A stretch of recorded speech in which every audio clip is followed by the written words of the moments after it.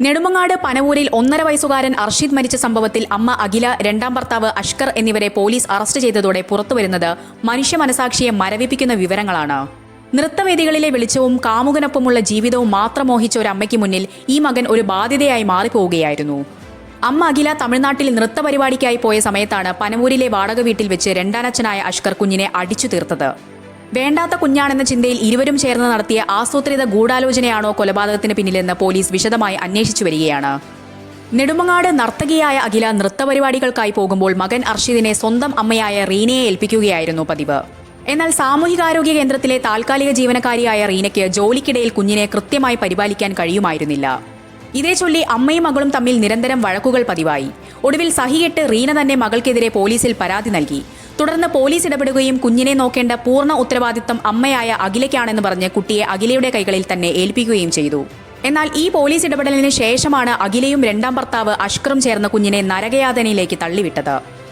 തൊണ്ടയിൽ ചോറ് കുടുങ്ങിയെന്ന് പറഞ്ഞാണ് രണ്ടാനച്ഛനായ അഷ്കർ കുഞ്ഞിനെ ആശുപത്രിയിലെത്തിച്ചത്. എന്നാൽ ആശുപത്രിയിൽ എത്തുന്നതിന് മുൻപ് തന്നെ ആ പിഞ്ചു ജീവൻ പൊലിഞ്ഞിരുന്നു.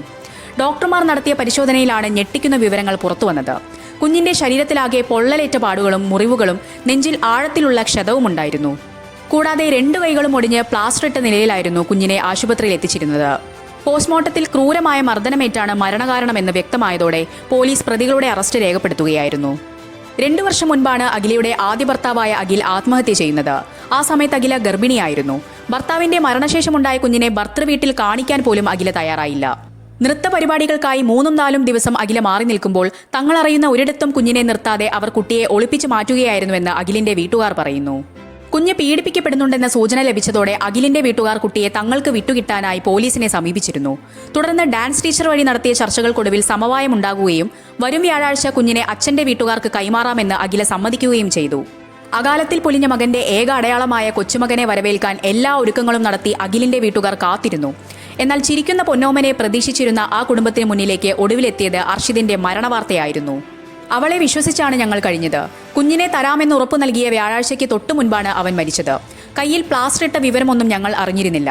അവന്റെ ചിത്രങ്ങൾ ഫോണിലാണ് കണ്ടത്. ആ കുഞ്ഞിന്റെ നഖത്തിൽ മാത്രമേ ഇപ്പോൾ മുറിവില്ലാത്ത ഒരിടമുള്ളൂ. പരേതനായ അഖിലിന്റെ മാതാവ് കണ്ണീരോടെ പറയുന്നു.